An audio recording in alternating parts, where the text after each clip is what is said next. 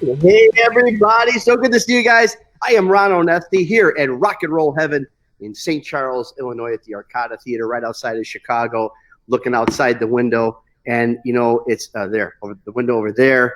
Don't let that fool you. We've got 6 inches of snow coming down right now. So we're going to feel the warmth of our rock and roll brothers tonight. Episode 35. We are hanging and banging tonight. Artists on lockdown.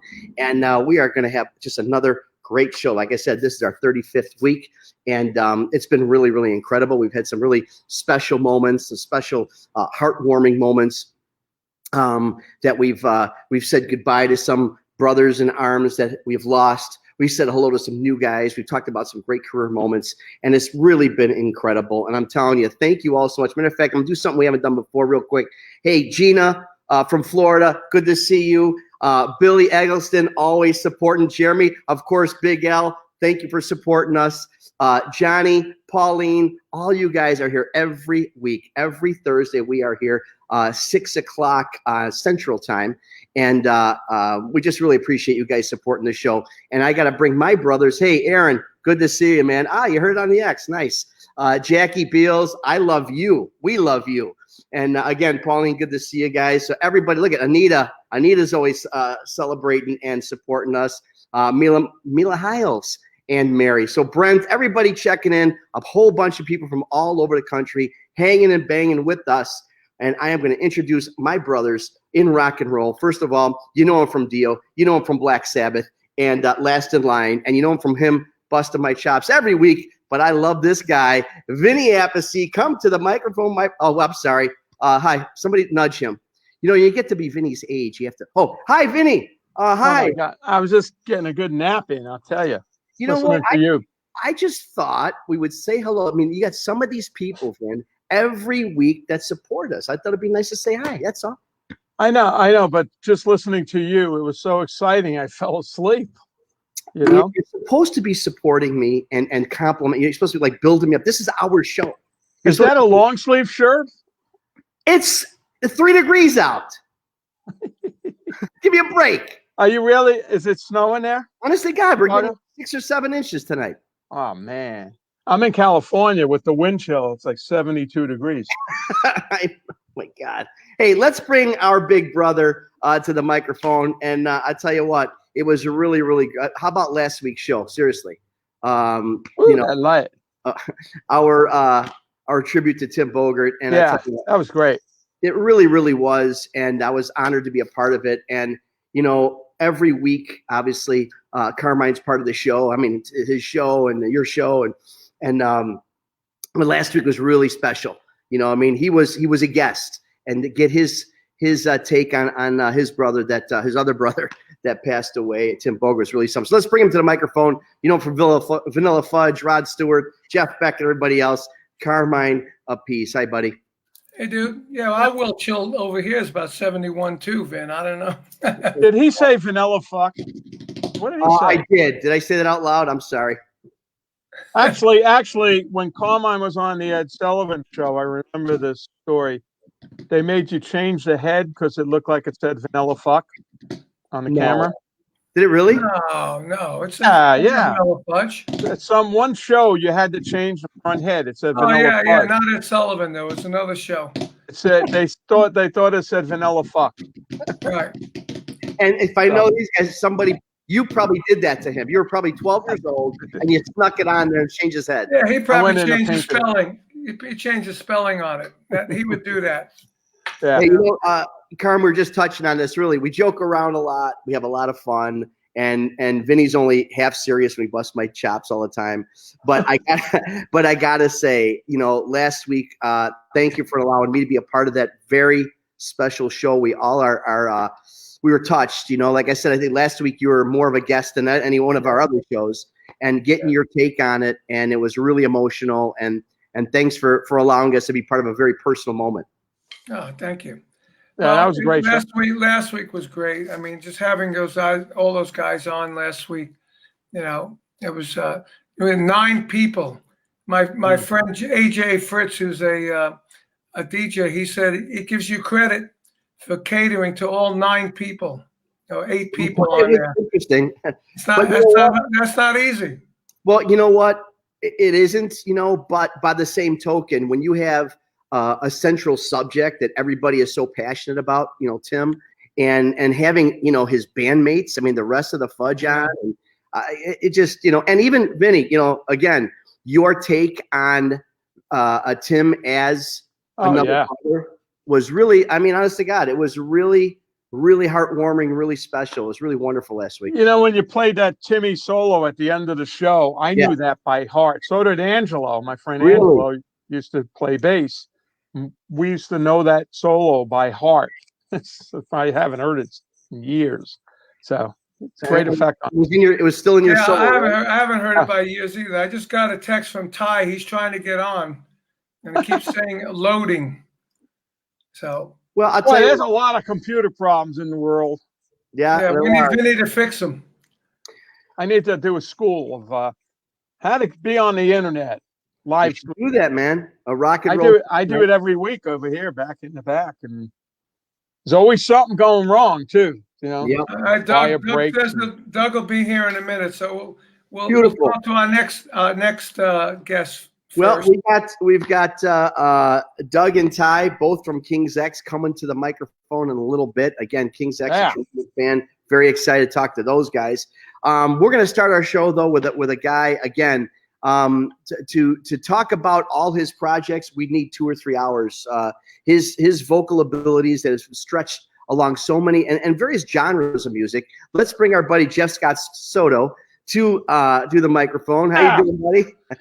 Hey, Jeff, what's up, dude? Wake up. Come on, man. Hola, ¿cómo estás todo? Look at it. It's Italian. It's a Puerto Rican. I got the first question for you. What's that platinum record behind you for? The only platinum and gold I got behind me is Trans-Siberian Orchestra. That's what else do you need? Yeah, that's true. Well, you can get a few more. That Joel Hoekstra 13, Yeah, you can get a few more, but your voice is, I got to say, you got one of the greatest voices around. Yeah. Jeff kicks ass. Lovely voice. Yeah. You know what? I'm surprised you never worked with me and Vinny in a band. You know what? And it's funny because I say it all the time. I say it to you, but I say it to everyone. Carmine, you've been in so many things. You've been part of so many bands, projects, your own stuff with your brother, et cetera, et cetera. Yeah. The one that really stroked my meat. Well, I'm trying to think of some way to. Let me get a visual. Hang on. Wait, hold on. Let me get a little that first King Cobra record, Ready to Strike, man. Wow. Really? Everything from soup to nuts on that record. It really took me to school. I love Marcy's voice. Mark, great voice. The songs, the performances. Now, I always wanted to ask you about this because it's one of my favorite. It is on my top 10 favorite records of all time. Thank you. Is it true that you played the drums over the already recorded guitars and bass? Like they did everything to a click or drum machine, and you put your drums after the fact? No, not with that record. Really? That was done in the studio. I remember one of the tracks. I can't remember what track it was. It was like, take freaking 18. I was like, take 18. I said, come on already. And then we got Vinny over here. It was my fault. We got Vinny, the man I worked with at the Rock and Roll Fantasy Camp. Joel Hoekstra 13. We were on the Monsters of Rock cruise playing together. We even did a gig in Brazil on one of those rock cruise boats out there as well. And I'll never forget it. I'll never forget the look. He'll probably give us the same face again.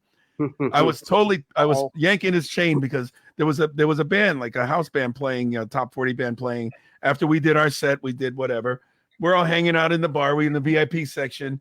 And then Vinny goes, hey, Jeff, we should go do a hostile takeover. We take over the band. You know any Zeppelin? You know any Black Sabbath? And I'm like, I know the songs. I don't know the words. And he goes, well, what do you know? I go, do you know any Loverboy? And the look on his face, I swear to God, because he thought I was dead serious. Boy. And it was like, you guys, I swear, I thought I would never talk to Vinny again. Hey, Vinny, what do you mean? We have a Loverboy next week on the show. Yeah, well, then I'll be nice. But please. Oh, and by the way, I'm like take 1 and 2. Oh,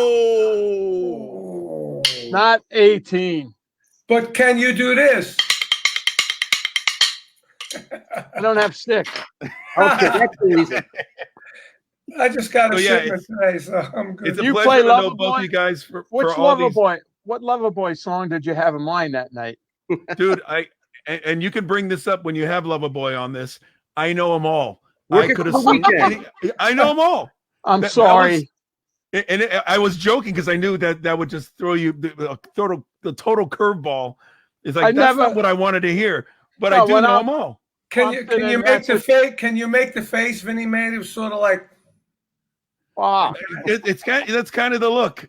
And I moved over 2 stools. It's like something smells. What? I got to get out of here. Come on. You gotta be it's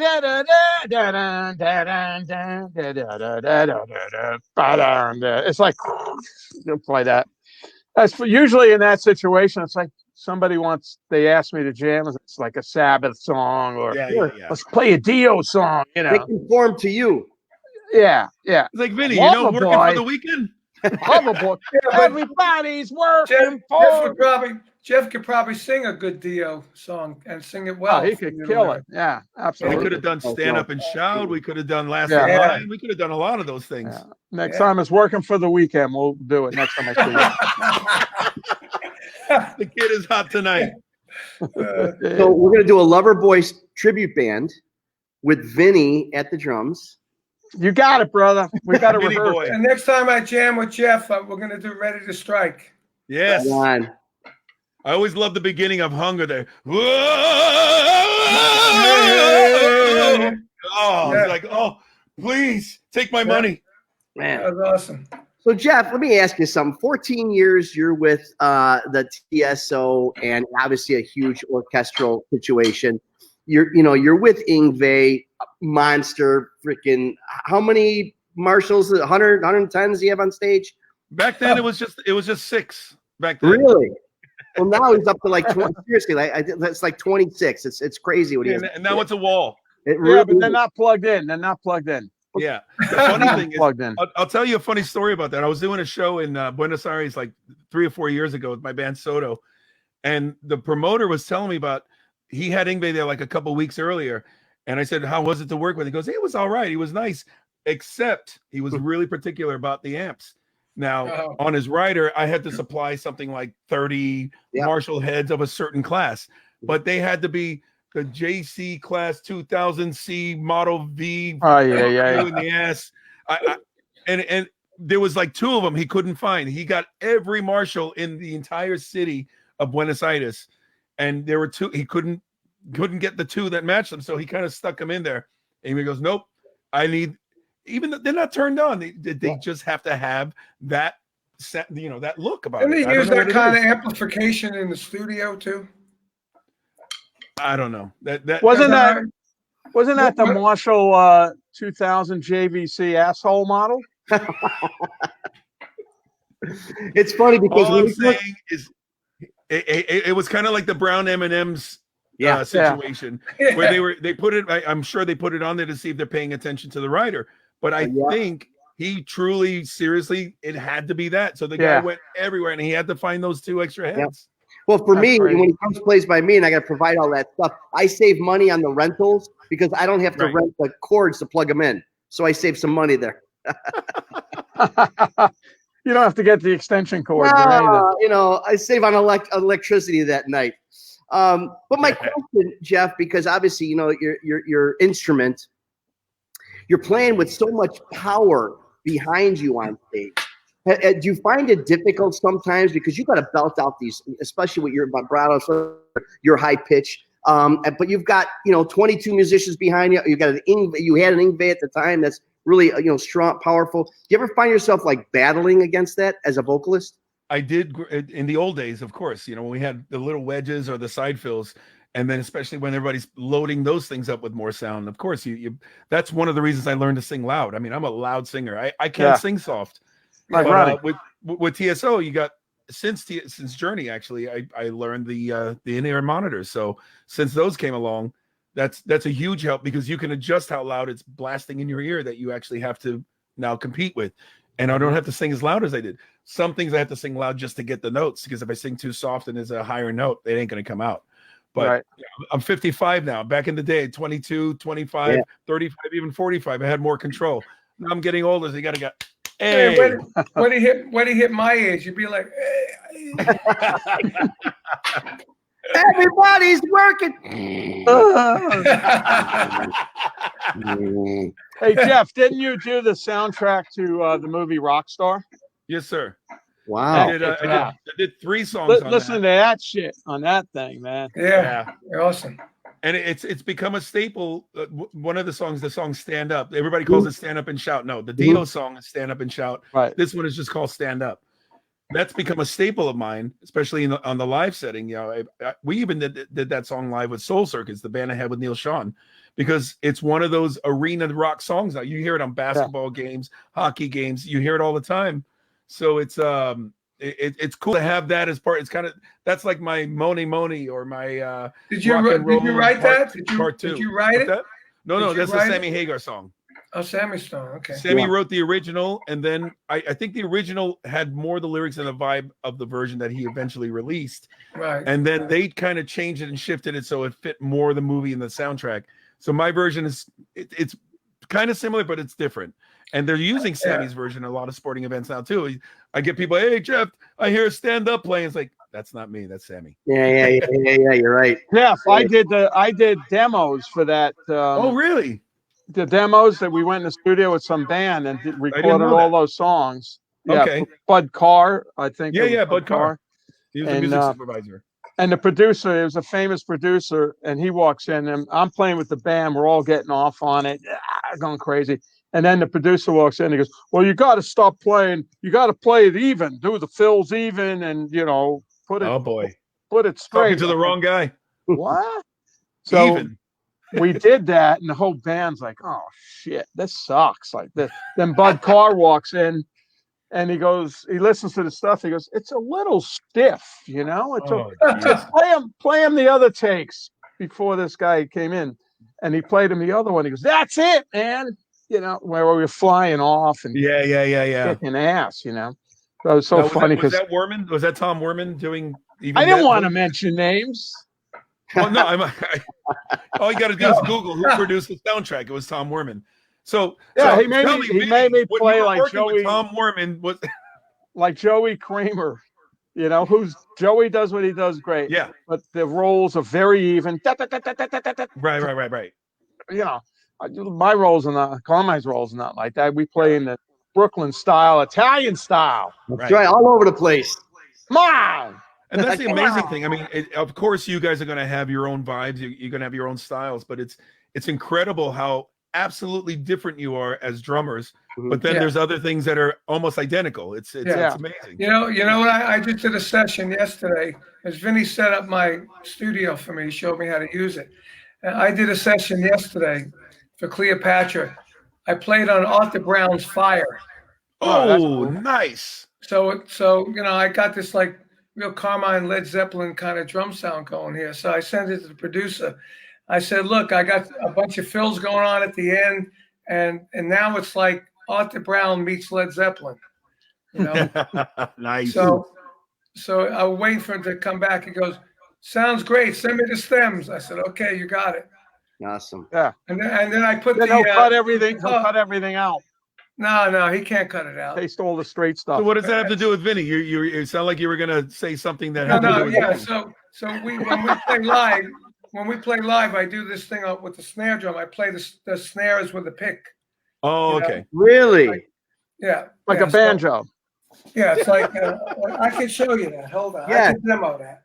This is awesome. So you take this. So I did this on that track, Vin, on that. So you go like.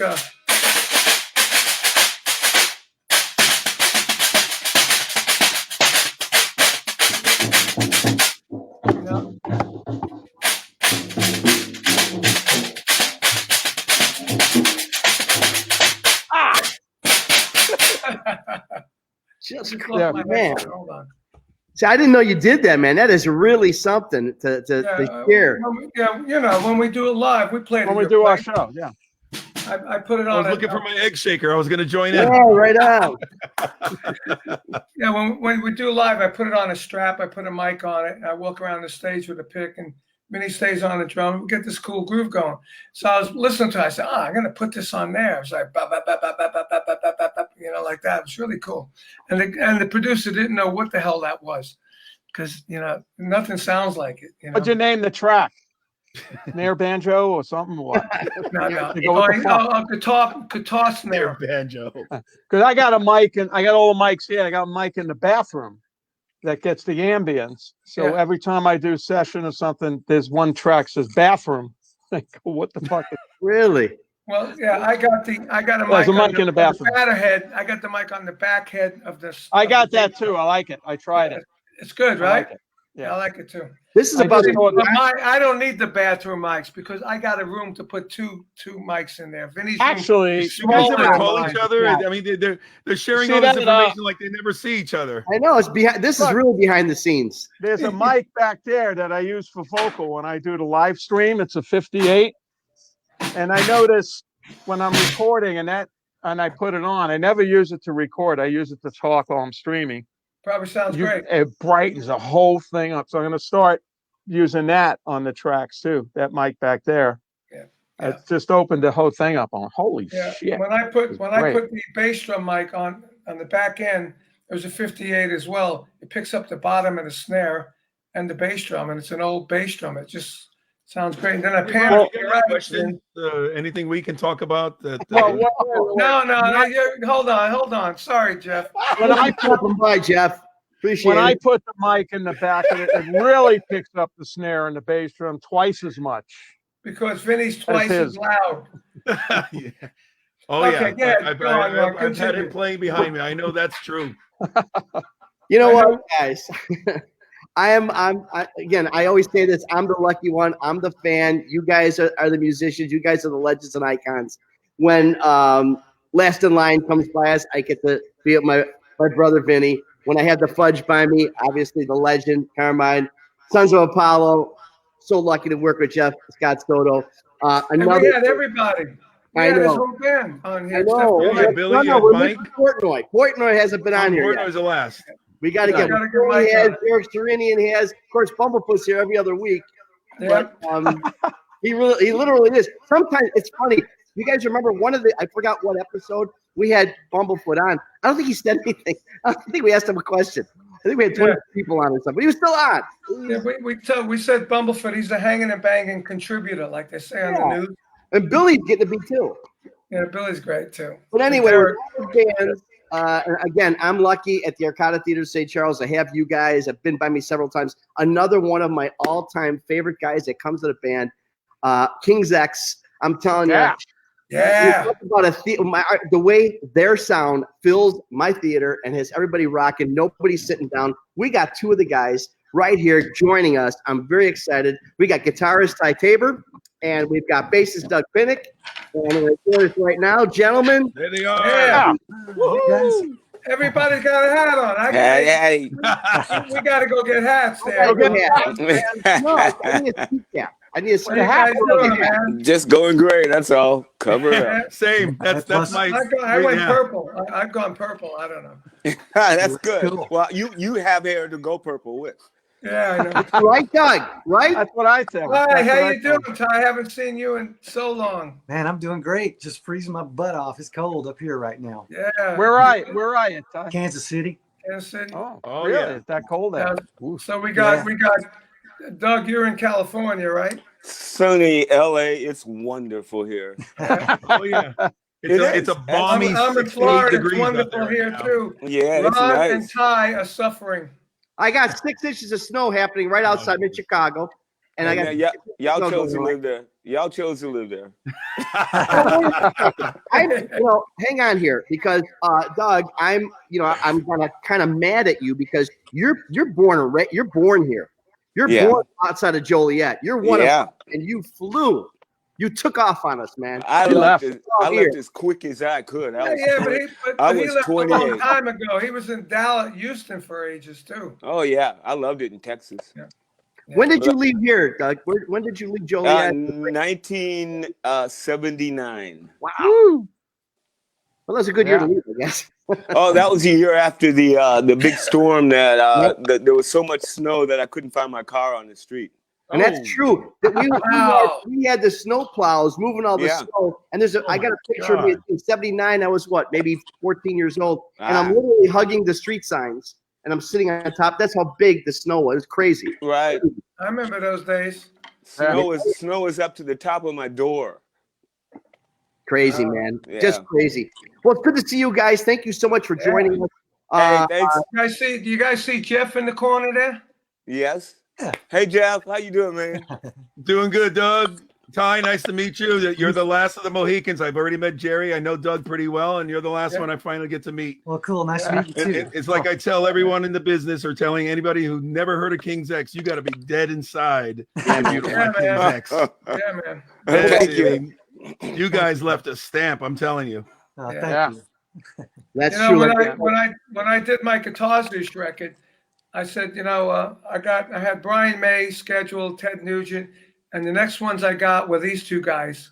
I said, because if I get these two guys, Brian May and Ted Nugent, it's gonna be like a drawing card for everybody else to come in. Right. And I was right. And Wow. Doug, not only a great bass player, he's got the voice from hell here, from death. Really? Thanks. Great voice. And Ty, great playing. I love him. I had a little conversation with Doug once a few years at a Halloween party. We've had many. And we were talking about Sly Stone. We were talking about all the things, because obviously, where he grew up and when he grew up, he was surrounded by a lot of music, that I was still a kid. I was too young to either go to the shows or the artists were already deceased or broken up or were in tour, whatever the situation. So we were talking, have you ever seen Hendrix live? You ever seen Sly live? I mean, I was just loving his story. I could just sit there. I was enthralled by all that history that Doug had from all that music that I grew up. Even as a kid, that music was so inspiring to me and still is. Oh, and yeah. man, By the way, I didn't see Hendrix live or Sly live, but we I did. got We did stories. discuss that. I did. Oh, you did? But we talk about Sly though. Fuck you, I saw Sly get married. Carmine. Come on. I saw Sly. Listen. I saw Sly get married at Madison Square Garden. Wow. Oh, my God. You dog. Was that after Tiny Tim did it on the Tonight Show? And me and Tim jammed with him for an encore. Me and Bogart. Wow. I want to take you higher. We did it. Well, there you go. Wow. We did it in Connecticut, and we did it in Boston, I think it was. Wow. It was awesome, That's But, so You cool. got to play with some of them live, didn't you? Yeah, Cynthia and Jerry and Greg. Oh, nice. We did about 5 Sly songs, I think it was. It was at Buddy Miles' memorial party. Right. And it was. I was supposed to just go sing some cover tunes, and something said to me, "Bring your bass." And when I got there, Billy Cox was supposed to show up, and he didn't show up. And I said, I can play Sly, but I tell you what, there's a pitch that Sly and the Family Stone is my favorite band in the whole world.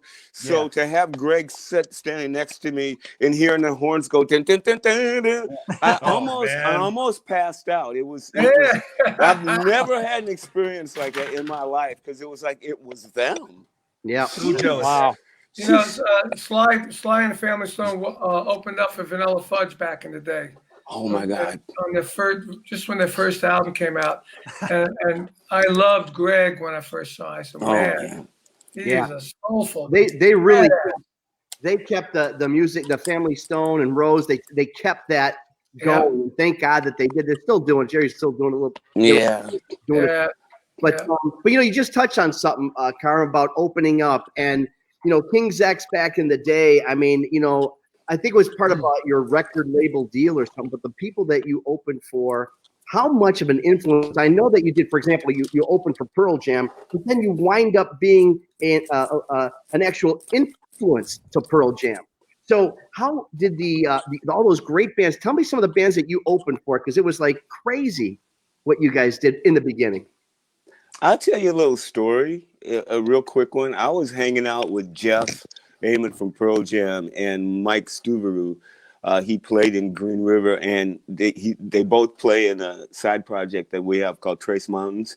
Mhm. And they told me that when we first played Seattle in '88, we went up there. They said any band that had a record deal was a national act. Every band in town went to see. And we played that show. I remember playing it, and we met Alice in Chains, and Richard Stuvero told me, he said every band in town was there that night. Wow. Yeah. And he said, you can ask Jeff. He says, I'm sure he'll agree. And I remember that maybe 6 months, 7 months later, everybody was drop beat tuned and grooving. And so all I know is everybody was looking for a new groove, you know. Yeah. And Soundgarden was doing the same thing. So, Yep. you know, what can we do but say that some of us, you know, I'll tell you a little story too.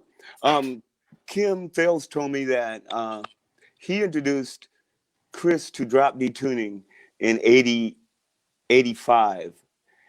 And Ty wrote in the Pleiades in '85 and showed us a drop D song. And I think I don't know about anybody else, but I knew Chris, and we talked about this stuff, and we ran with that, you know. And you know, so that's your answer that I can give you. Well, talking about Chris, you know, I mean, the whole Chris Cornell, the embodiment of his music. I mean, did you see a parallel with some, you know, working with him and Soundgarden? Did that affect any of your songwriting at all? Well, I knew him a little bit, and I think we pushed each other in many ways. You know, I really, really did. We had a really long conversation when they were doing Super Unknown and we were doing Dogman, and we were laughing about how high we sing and have nowhere to go and stuff. And we both said that we both made a pact and said, let's croon on this record, sing lower, stop yelling so much. And both of those records, I noticed that we didn't do a lot of screaming up in that high thing, you know. So, you know, I got lots of stories about me and Chris. So it's you know, I miss him. Oh yeah. How about you, Ty? Are you involved in the songwriting a part of this whole the King's X songwriting experience? How does that go down with you guys? Well, in the early days, I wrote about half the songs on the album, and Doug wrote about half the songs on the album. Yeah. We always both contributed, and it was a hodgepodge of both of us. So, but is it an individual? Do you guys collaborate a lot on songs, or now more than before? Of course, we occasionally collaborate. Usually, that happens if we're already in the studio with a bunch of songs that everybody brought, and then we start messing around with things. Like I remember when we did the album 15, everybody brought in their own stuff as usual, but we just wanted to have another song that was kind of up tempo, so we just wrote something on the spot, and Doug came out with the original idea for Go Tell Somebody, and when we went in to record it, we knocked it out in an hour? Yeah, that was it. Yeah, but and you know, also a go ahead. We had all kinds of on the very first album, the only collaboration on the first album, I think, was Wonder, right? Yeah, Where the whole band wrote the song together, Doug. But usually it's individual songs, and then we usually take all the songs and have a good look at them, and we're all free with changing things and stuff, and it becomes a band thing, no matter who brings it in. How long were you guys together before you got signed? 8 years. 8 years. Really? Wow. You were out there for a while, man. I got to tell you, you're talking about the songwriting thing. What was it? Tapehead, Mr. Bulbous, and Manic Moonlight. All those records are pretty much written a collaboration together from almost nothing. Mm-hmm. Mm-hmm. Let me tell you, one of my favorite albums is Names. Is Please Come Home, Mr. Bulbous. I mean, I love that. But since we're on that topic, Gretchen Goes to Nebraska. What? How did that? You want to tell it, Ty? Yeah, this is one of my favorite things ever. The fact is, we had released an album called Sneak Preview that we kind of felt really embarrassed about because it really didn't sound that great. And when we saw the cover, we thought, we can't sell this. So we would go to shows and just kind of toss those out, these vinyl out onto the dance floor, first 5 people out, get a record, and didn't even try to sell them. And so we were making fun of that record and trying to come up with the worst possible name for an album that you come up with. Oh my God. One of our crew, a guy named Kevin Morning, laughingly said, "Call the next one Gretchen Goes to Nebraska," and we all died laughing. He just came up with that. That is unbelievable. We said right then and there, we said, we don't know when, but one day we're going to put that record out. So are you saying there's actually no Gretchen? It just No. Gretchen got created after the fact. Jerry wrote this whole story that had nothing to do with it at all. Yeah. It was a joke. It was a total joke. There's no Mr. Bulbous either. No. you haven't seen Vinny on an off night. I'll get you back. He got you, man. He got you. I'm sorry. Carm, you know I'm going to pay for that. I am going to pay for that for the next 3 weeks. You know that. Yeah. Picking on your younger brother. I got some here. I met these guys in 1989 when we were on tour with Blue Murder. There was Hey, Cameron. Blue Murder and Billy Squire. Yeah. So, and I love their music. So I'm the kind of guy where we're on tour with a band. I go, hey, whose bus is that? Oh, that's King's X. I walked on the bus, right? Yeah. And what are they playing? They're playing Cactus. Yeah. Really? And I said, whoa, did you know I was coming on? I go, no, man, we love Cactus. You always play it. I said, wow. I was blown away. And then when I heard them play and sing, I said, man, these guys are just they're tremendous. I became an immediate fan. And we say that every week, and I hate to embarrass you again, Carmine and Vinny, but these two guys have touched more bands and more performers and more individual performers in ways it's incredible. Really, and haven't been arrested for it. Hey, that's true. Hold on again. It's in charge. They just haven't been convicted, Jeff. So anyway, Jeff. Yes. I know you've been doing some things. People are asking about Talisman. I mean, you're going back to it. Obviously, you're doing Soto stuff. Obviously, Sons, you come by us, and when the COVID thing, you're on tour. But Talisman keeps coming up. You did. I love Never Die. No, I love it in tribute to your guy, to Marcel. When he passed in 2009. 2009, yeah. Yeah. But really, tell me the story about that song in particular, that tribute to Marcel, and also what's happened with Talisman, because everyone's asking. You're tickling it a little bit. What's going on? Yeah. Well, everybody clearly they're doing their own things, and that's the hardest part in trying to wrangle and corral everybody. During this time would have been the best time for us to actually do some more together, but it's kind of a mixed bag of nuts, because as much as we want to continue doing it, there's always that feeling of, should we do it? We don't want to just drag the name through the mud just because we have a body of work and a legacy of that band that we can actually move on from. But Marcel was the creator of that band with myself. And, we had a few different incarnations, but the last version of that band is the one that we're still using now. And it was my idea to do the song for the anniversary of his passing, the 10-year anniversary. And then from there, we actually did another one. We did another tune. It just got thrown at us. I think it was the drummer and the guitar player, Pontus and Jamie. They wrote a song together, sent it to me, said, maybe you can do something with this. It came out so great. And I thought we were going to release it for Marcel's birthday that just passed the other day. But we're going to do something with it. It's got to be, the timing's got to be right. There's a few legal things tying it up as well, because when Marcel took his life, he left behind a letter for one of his best friends, who was actually our label owner back in the day when Talisman was active, and he left specific instructions to take over the estate of the band, make sure that all our royalties are taken care of, we're paid, and all that. He basically left them a note to just oversee everything. But unfortunately, there's another label involved that also feels that they're part of the original last contract, whatever. So it's a little bit of a legal dispute, and I don't want to get in the middle of it. I stay clear from it. If we do something together, I think it would be great. I think we should honor the legacy of what we did together as a band, but I'm not going to force it, especially I don't want people to think we're dragging it through the mud, and I don't want any legal wars. So yeah, it's kind of in limbo right now.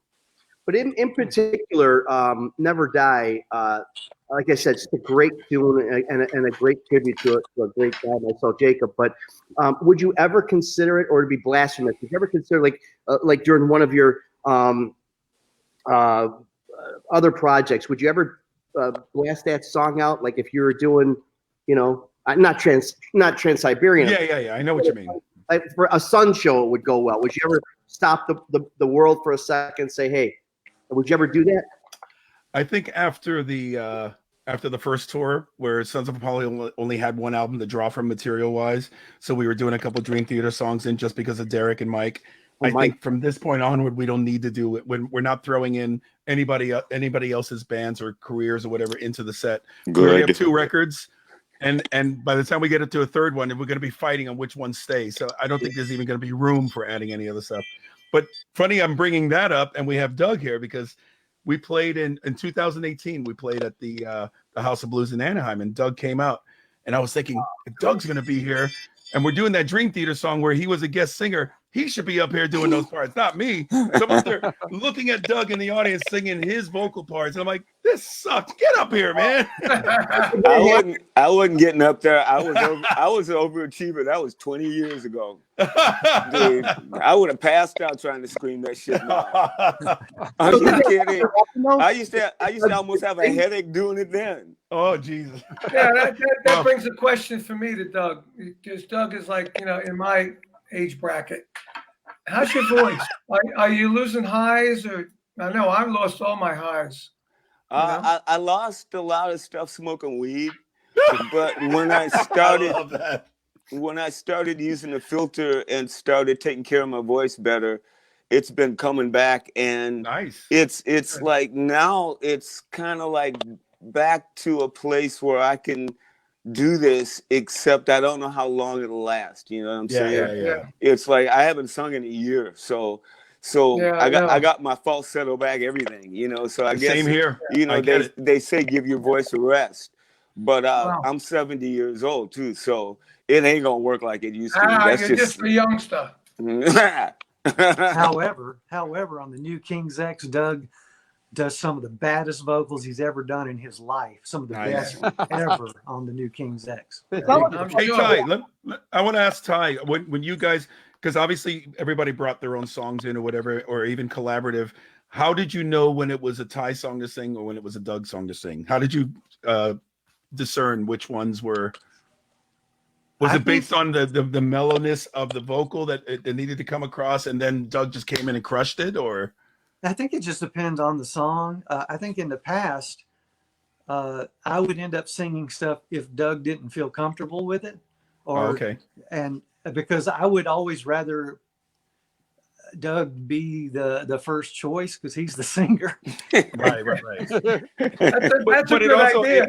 It added another element to the songs, and I remember in the beginning, I thought before I even knew anything about the band or saw any videos, I remember hearing the songs and going, man, Doug sounds really different on this song, because I wasn't reading the I was just listening to the stuff. I didn't have the album cover, I didn't have the literature to know who's singing what, and I was just going, wow, how's he changed his voice like that? And then I realized when I saw you guys live, like, whoa, they got 3 lead singers in this band.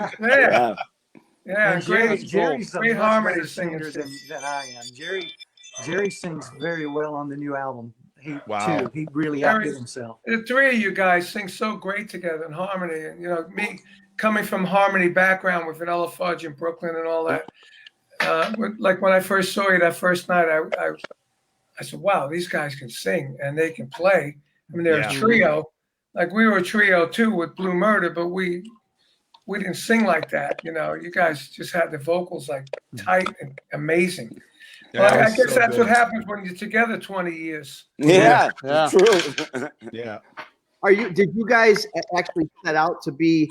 I mean, the combination of genres that King's X really involves in all your songwriting, all your performances are really incredible. You've kind of landed on the whole prog rock kind of a, if you want to talk label, started a little Christian influence here. I mean, there's so many things going on. But would you consider King's X now more of a prog rock, prog metal? I mean, where would you put yourself right now? Or is it going to be, especially now with the new album and new tours going out? I don't want to say mellow because that's a terrible word to use in your context, but is it a little different than when you first set out and you hit the prog metal market?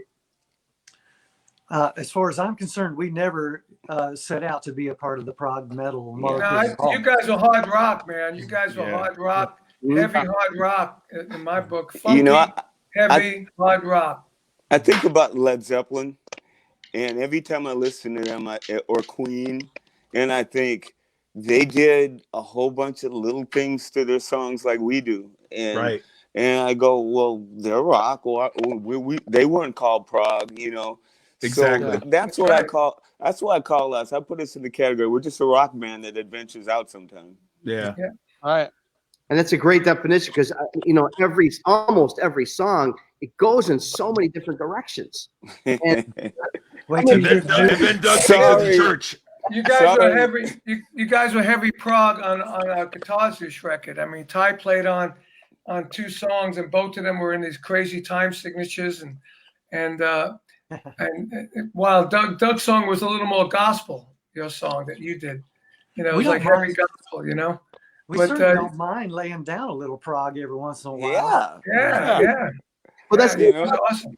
Well, that's we'll do anything if we can. And you do. That's the fun part. And that's the best part. You just to be adventurous. That's the most exciting part about being creative.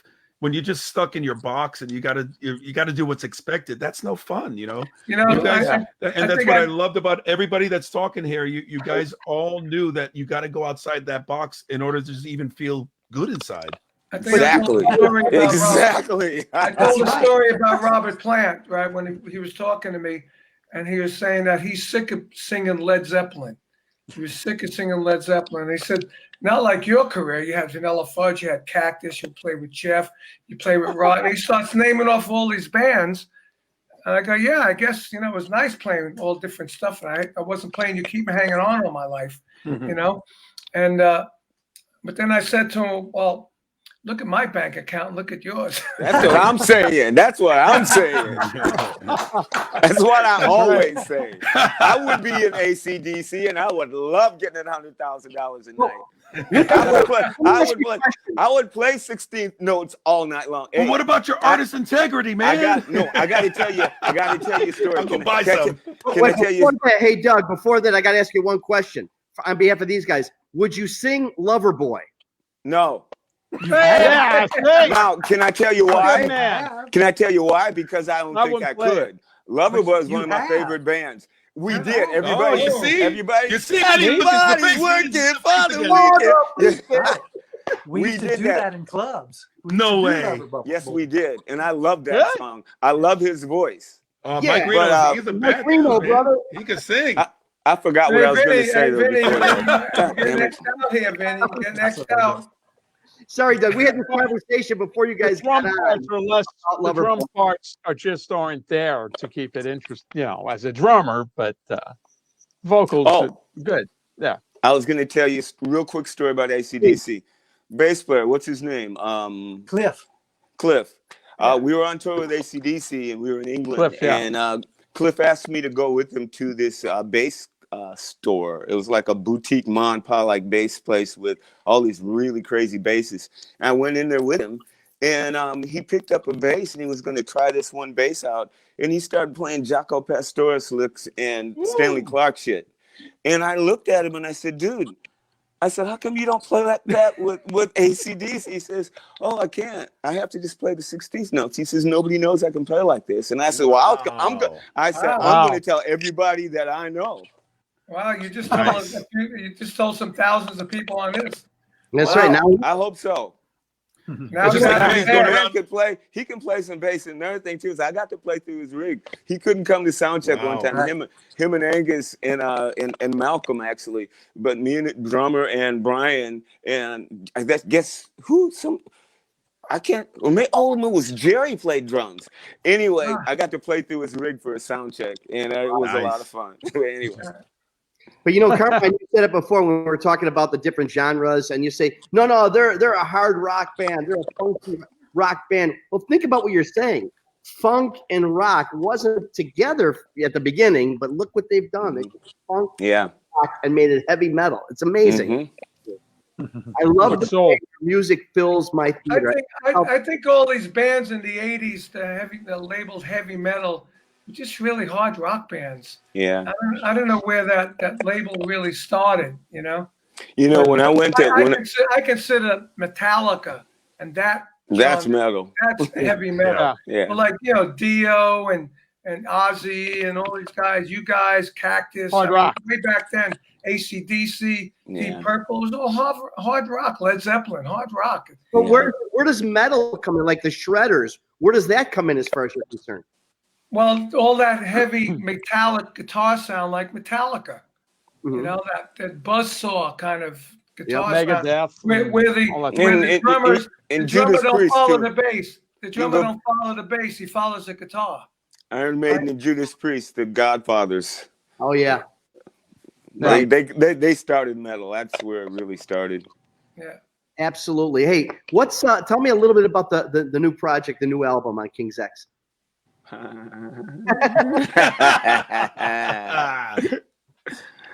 What do you think, Ty? Or we could talk recipes. What do you want? No, Did you guys go outside the box? Tell me you guys went outside the box. We want to talk about it. The way I feel about it is I'm so excited about it and have such an expectance about it that I just don't know what to say because we've just been starting to get mixes from Michael, and I get to run out to Pasadena and just hear some, hear little things and stuff, and I just have to walk away and go, fuck. It's like this is what everybody's been waiting for from us. And I hope, and I shudder and I think, well, I hope it's as good as I think it is, and I don't like much of anything that I do. So we're Well, really now for the excited about important question, Doug. When do we get to hear it? When's it coming out? Since the pandemic happened and since there's nobody's touring, nobody's doing anything, we're gonna have to do this right. Yeah. You put a record out, you tour, you do the videos, you do the whole thing. We got to wait till it's time to do that, and that's just because I feel this record is that important to us. It could be our last record. Right. And we have put our hearts and soul into this record, like we did back in the Gretchen days. We just poured our heart out, so we're excited about it. And sonically, Michael Parnin is just a master at tone. Wow. And this record is as analog as it can possibly be. That's cool. Damn. That's cool. Well, if you guys need any far-fetched album titles, I got 1,000,000 for you. Oh, but we got a couple. I'm joking. We've got a couple. Yeah, we do have a couple. Is there a particular single that you're thinking that's, oh my God, this is if Gretchen was a person, she'd love this? I don't know about a single. I know for me there are about 5 songs that could fight each other out to be the single. Yeah. And on the other hand, there's some experimental stuff that reaches pure brutality at places, and then there are other areas where it doesn't get any more laid back 60s with vocals. Yeah. It goes all over the place, but I will say, I always say from Gent to Penny Lane. yeah. Wow. And it's That's everybody spread. stepped up so much further than anything I ever expected that I'm the same as Doug. I'm afraid to talk about it because I haven't felt this way about music we've done since the very early days. Mm-hmm. Wow. Were you in the studio all together? Were you in the studio together to record it? Yeah. Like in one room? That's the way. And you did analog? Yeah. Well, Analog, two there's some tapes. digital involved. It's just that all has to be. signals getting there is as analog as possible with a lot of warmth. Yeah, like when we did our guitars, we did it all analog. Remember those days? Yeah, nobody to use them. We had the tape machines running. 2-inch tape. Yeah. Well, and even today, those tracks sound tremendous today. Yeah. Because you can't beat it. You really can't beat it. Can't And a lot of people are going back. And I tell you what, some people we've spoken to that during this pandemic situation, they're really thinking it's giving them more time to think about that and spend time on the analog process, which we're going to see a lot of great new music. I mean, it's, we hope that there's an upside to everything. And the upside to the pandemic is, I think we're going to get a lot of great new music out of it. Yeah, most people don't realize the reason why an album costs it so much, because you if you're lucky, you fit 3 songs. Maybe King's X were able to squeeze 4 in because you guys sometimes.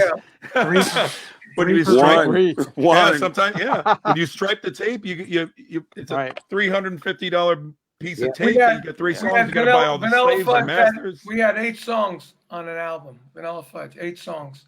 Yeah, that's what we used to do. 6 minutes, 4 minutes, 5 minutes, 6 minutes. Yeah. Wish we Plus, could do that nowadays.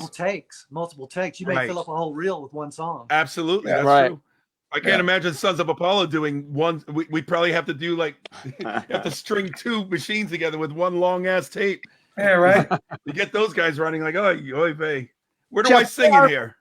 Where are we? We've talked to a couple of Billy Appice guys about the Sons, but what is the status of Sons with regards to recorded music? Have you guys got something coming out? Work on some new stuff?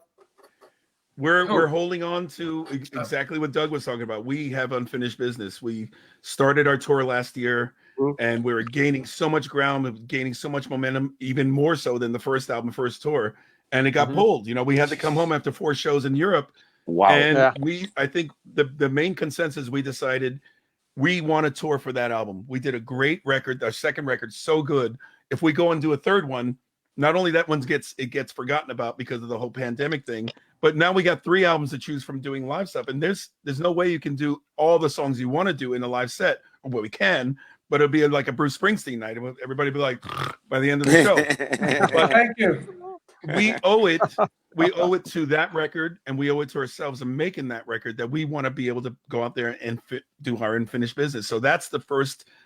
We're not going to do any new music until we do that tour, until we do the MMXX 2020, whatever you want to call it, the name of the album. We do that tour, get that out of the way, then we can dive into with the whole fresh incentive of doing album number 3. Well, I'm looking forward. Are you just doing that to sell the old T-shirts? I would. Portnoy actually made a funny joke about that, because obviously the posters, they already amended it. We got the big purple poster, spent a lot of money. We just crossed out the O and put a 1. I love it. I'd buy one. There you go. Hey, so we're going to do it with a red Sharpie. Yep. I mean, it's like that for everybody. I'm sure Vinny's been doing some last in line. We have a new Cactus record ready to go. And, and it's like, what are you going to do? You got to wait till something opens up where we'll be able to. I've just been throwing albums out galore because I don't know when I'm going to be able to tour again. So in the meantime, I'm staying creative and just churning it out and doing what I have to not only stay alive, but just to keep everybody excited about new music. But you guys are a different story. You guys, all you guys here, you guys have something that's in the can that needs to harness that energy that you put behind it. So I get it. Well, I can tell you from a venue standpoint, and the people in my part of the industry and all we're feeling really good about August, September, October. I mean, we really are. So, what, of next year? Next year? No. Cheap Trick just announced their Australian tour. Cheap Trick's going out, I think, at the end of April. They're starting their Australian tour. So, because Australia, they've got no cases, they're opening it back up in the next couple months. Yeah. Why? Because they wear masks. So you know what I'm saying? I'm saying we need to book an Australian tour ASAP. Everybody go to Australia. Hey, you guys. One good thing about us all being old, we may all get the vaccine sooner. I got mine. All right. Doug, what about you? Have I got mine? Yeah. No. Me too. A lot of people don't want to get it. I know. Here's the way I look at it, and I might be wrong, and I hope I'm not, but I've never been inoculated in my whole life from the time I was born. I was born in 1950. We were too poor, and they didn't do it. So I don't get anything. I hardly ever get sick. I've had the flu 3 times and 4 times my whole life, you know. So even when I go to the doctor and tell them that I haven't, they just say, you must be immune. I'm hoping that. I take care of myself. I eat right. I pump enough stuff in me to give me everything I need to keep my immune system up to par. So all I can do is keep going until I die, you know. Now, how do you guys feel, since we're on this subject, how do you all feel that if the rule or the mandate comes, the only way we can tour again is if we're vaccinated? You cannot get on that stage unless you then show. I will do it. I'll do it. Okay. And I prepared myself for that. Because I know a lot of people said that I will do it. Mm-hmm. Yeah, I've been thinking about, well, what if you can't fly anywhere and do anything? What are you going to do? And I go, well, I'm going to get it. What the fuck else? Well, you know, right now they have the mandate. So if you go out of the country, you have to be tested to come back. Right. If you're somewhere, like we have a house out of the country, and we were there. We came back 2 days before that went into effect. But if you're out of the country and you get tested and you're positive, you got to stay there 14 days.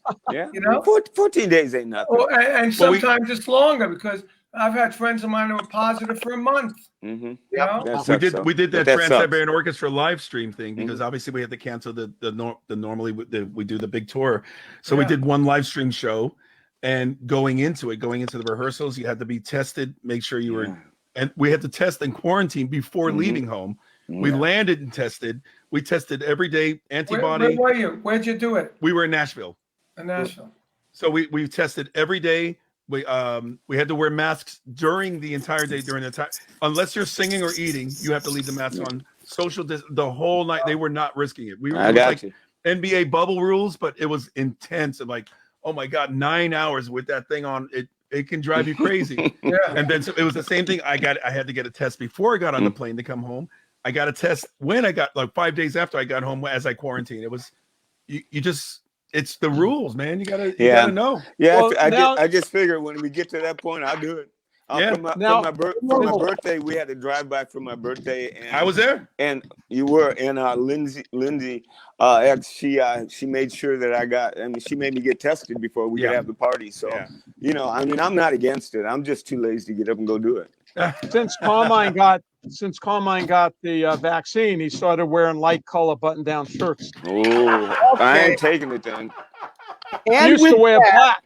He used to wear black like that. I forgot to wear the hat. Look at him. You forgot the hat too. Oh my God, you do. Oh, come on, Vinny. What about the shirts I used to wear and used to say, what are you wearing? Your sister's blouse? Remember that?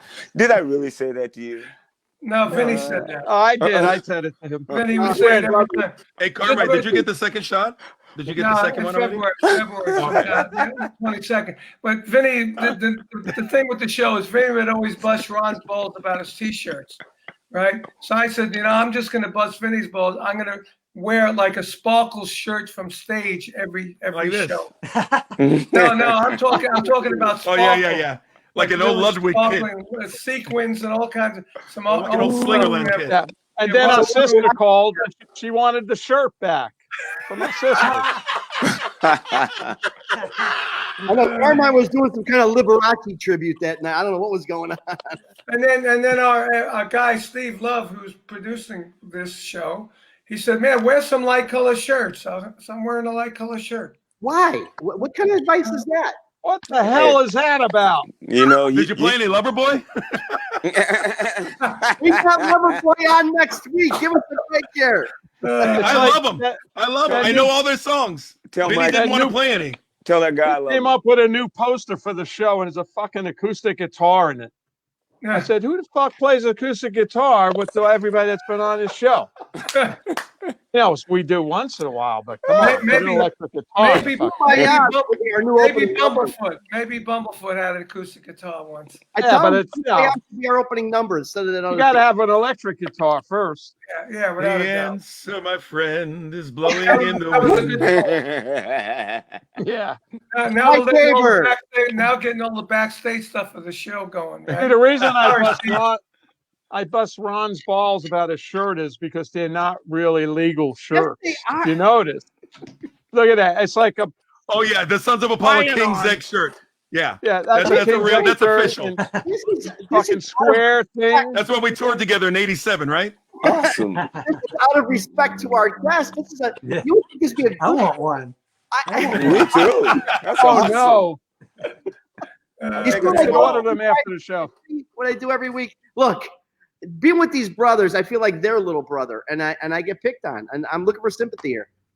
Oh, well, Hey, Vinny, Carmine, is it true? I'll take a small. What? Is it true you guys got a third brother and he goes by the name Peachy? Appice. Appice. With the hand. With the hand. So what is? Appice. Let's settle it right now. I'm sure you've already done it, but what is the proper? It's not. Nobody's gonna tell me, right? That's who you're talking to. Appice. Yeah. Appice. If you talk to my Appice. brother, it's Appice. Okay, what does your mother say?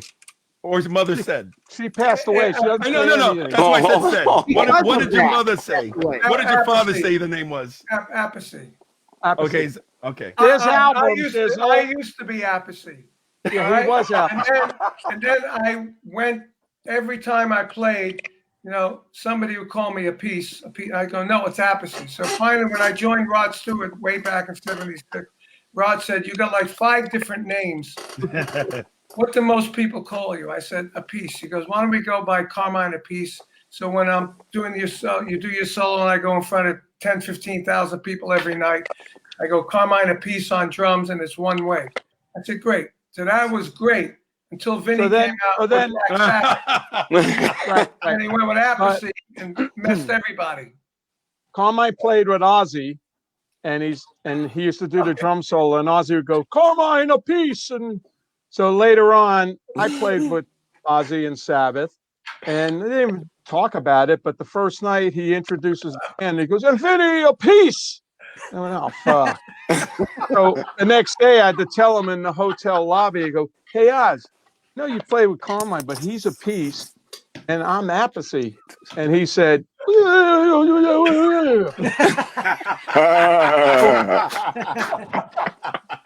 the next night he introduces me and he's all nervous. It's like he's really nervous. He turns to me, he goes, "And Vinny, Appice," and he got it. But he was all nervous. I'm like, "Wait, you're the boss. It doesn't matter. Call me an asshole. I'm still gonna be there tonight, the next night." Well, on the Monsters of Rock cruise when we played together, we were introducing you as Vinny Apache. Remember? Hey, how ya? Hey, and he was doing the Indian drum thing. Vinny Apache. I did a movie called Black Roses. I was in the movie playing drums, and they said, "You got 2 lines in the movie. What's your character going to be?" I said, "How about Vinny Apache?" So you see the credits at the end, Vinny Apache, and my name next to it. It's hilarious. Nice. Well, you guys, thank you so much, man. This is the kind of fun we have every week, every Thursday night on Hangin' Bangin' here with these 2 guys. Ty Tabor, Doug Pinnick, what can we say? Thank you so much. God bless you guys. Yeah, thank you guys. With the Thanks, new man. Thanks for coming, dudes. Ty, I'll be in touch. Doug, I'll be in touch, bro. All right. You too, Jeff. Everybody, we need you to slam that share button, that like button. Tell everybody you know we're here every Thursday night. Artists on Lockdown, Hangin' and Bangin'. Our guests tonight, Jeff Scott, Ty Tabor, Doug Pinnick. I'm here along with the drum monster, Vinny. I don't know what his name is tonight. And Carmine. Thanks for being with us. We'll see you guys next time. Good night, everybody. Bye. Hey, how are ya? Hey, how are ya? Now that was fun.